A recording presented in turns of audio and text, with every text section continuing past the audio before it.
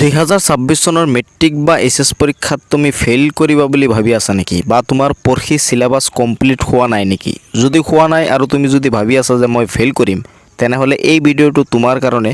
এই ভিডিঅ'টোত মই তোমালোকক এনেকুৱা দুটা টিপছ দিম, যি দুটা টিপছৰ জৰিয়তে তোমালোকে যদি এতিয়া ষ্টাডি কৰা, তেনেহ'লে মাত্ৰ 1 মাহ পঢ়িও তোমালোকে পাছ কৰিব পাৰিবা।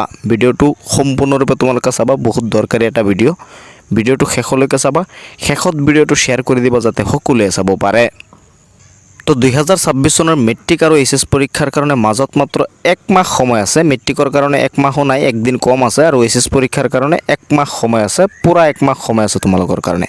তো এইখিনি সময়ত বহুত ষ্টুডেণ্টে কি কৰে, বা বহুত ষ্টুডেণ্ট এতিয়াও এনেকুৱা আছে যিসকলে নেকি ভাবি আছে যে মই 2026 চনৰ মেট্ৰিক বা এইচএছ পৰীক্ষাত ফেইল কৰিম। তো আজিৰ এই ভিডিঅ'টোত মই তোমালোকক এনেকুৱা এটা টিপছ প্ৰথমতে দিব বিচাৰোঁ, যিটো টিপছ তোমালোকে যদি ফ'ল' কৰা তেনেহ'লে ডাইৰেক্ট তুমি মেট্ৰিক বা এইচএছ পৰীক্ষাত পাছ কৰিব পাৰিবা। টিপছটো হ'ল, তুমি কি কৰিবা, ছাপ'জ মই মেট্ৰিকৰ অংকৰ উদাহৰণটো লৈছোঁ। তোমাৰ অংকত চাবা 13টা চেপ্টাৰ আছে বা 14টা চেপ্টাৰ আছে। তোমালোকৰ পৰিসংখ্যা লৈ পেলাই 14টা চেপ্টাৰ তোমালোকৰ অংকৰ কিতাপত আছে। এই 14টা চেপ্টাৰৰ পৰা তোমাৰ তাত যিকেইটা চেপ্টাৰ সহজ লাগে, সেই চেপ্টাৰকেইটাই ল'বা। লৈ পেলাই তোমালোকে এতিয়া এই চেপ্টাৰকেইটাৰ কি কৰিব লাগিব, কনচেপ্ট ক্লিয়াৰ কৰি পঢ়িব লাগিব। ছাপ'জ তুমি 14টা চেপ্টাৰৰ পৰা যদি 5টা বা 6টা চেপ্টাৰো ক্লিয়াৰ কৰিব পাৰা, তেনেহ'লে এই 6টা চেপ্টাৰৰ পৰা যিখিনি বা 7টা চেপ্টাৰ যদি তোমালোকে ক্লিয়াৰ কৰিব পাৰা, এই 7টা চেপ্টাৰৰ পৰা যিখিনি অংক তোমালোকৰ মেট্ৰিক পৰীক্ষাত আহিব, সেইখিনি যদি তুমি কৰিব পাৰা, ডাইৰেক্ট তুমি পাছ কৰিব পাৰিবা। যিহেতু মাজত মাত্ৰ 1 মাহ সময় আছে, এতিয়া তোমালোকে গোটেইখিনি কিতাপ পঢ়িবলৈ ট্ৰাই নকৰিবা, তেনেহ'লে কিন্তু একো নোৱাৰিবা।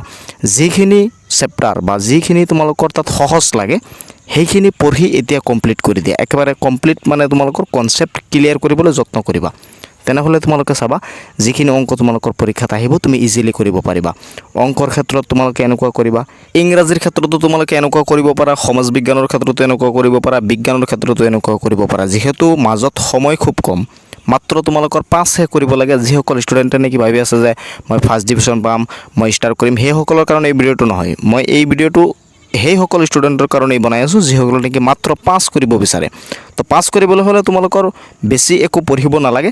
যিকেইটা চেপ্টাৰ তোমালোকৰ তাত সহজ লাগে, যিকেইটা লেচন তোমালোকৰ তাত সহজ লাগে, সেই সহজ লেচনকেইটা এই 1 মাহ পঢ়ি তোমালোকে কমপ্লিট কৰি দিয়া। ইয়াৰ পৰা যিখিনি কুৱেশ্যন তোমালোকৰ পৰীক্ষাত আহিব, তুমি ইজিলি কৰি পাছ কৰি যাব পাৰিবা। 2 নম্বৰ টিপছটো তোমালোকক দিব বিচাৰিছোঁ, প্ৰি টেষ্টৰ কুৱেশ্যনক লৈ। প্ৰি টেষ্ট ইতিমধ্যে বিভিন্ন জিলাত সম্পূৰ্ণ হৈছে। এই প্ৰি টেষ্টৰ কুৱেশ্যন পেপাৰ তোমালোকৰ কি কৰিব লাগিব, এতিয়া ছল্ভ কৰিব লাগিব। এই প্ৰি টেষ্টৰ কুৱেশ্যন পেপাৰতো তোমালোকে গোটেইখিনি কুৱেশ্যন ছল্ভ কৰিবলৈ ট্ৰাই নকৰিবা, যিহেতু তোমালোকৰ পাছ কৰিব লাগে। গতিকে তোমালোকে সহজ যিকেইটা কুৱেশ্যন আছে, সেই কুৱেশ্যনকেইটা তোমালোকে ছল্ভ কৰিবলৈ ট্ৰাই কৰা। আৰু প্ৰিভিয়াছ ইয়াৰত যি মেট্ৰিক বা এইচএছ পৰীক্ষাৰ কুৱেশ্যন আছিল, সেই মেট্ৰিক বা এইচএছ পৰীক্ষাৰ কুৱেশ্যন তোমালোকে ছল্ভ কৰা, তোমালোকে নিশ্চয় পাছ কৰিব পাৰিবা। আৰু এইচএছৰ ক্ষেত্ৰতো পাছ কৰিবলৈ হ'লে তোমালোকৰ এনেকুৱাই কৰিব লাগিব, যিখিনি লেচন তোমালোকৰ তাত সহজ লাগে, এতিয়া যিহেতু মাজত মাত্ৰ 1 মাহ সময় আছে, সেই সহজ চেপ্টাৰকেইটা তোমালোকে পঢ়ি শেষ কৰি দিয়া। প্ৰি টেষ্টৰ কুৱেশ্যন পেপাৰ চোৱা আৰু প্ৰিভিয়াছ ইয়াৰৰ কুৱেশ্যন পেপাৰ চোৱা। এই 3টা টিপছ যদি তোমালোকে ফ'ল' কৰিব পাৰা, তেনেহ'লে মেট্ৰিক আৰু এইচএছ পৰীক্ষাত তুমি ইজিলি পাছ কৰি যাব পাৰিবা। তো ভিডিঅ'টো শ্বেয়াৰ কৰি দিবা যাতে সকলোৱে চাব পাৰে, এই টিপছকেইটা তেওঁলোকেও ফ'ল' কৰিব পাৰে। মোৰ চেনেলটো ছাবস্ক্ৰাইব কৰি ৰাখিবা পৰৱৰ্তী ভিডিঅ' পাবলৈ। লগ পাম পৰৱৰ্তী ভিডিঅ'ত। চাই থাকিব তোমালোকৰ আপোন চেনেল টেক অফ MH।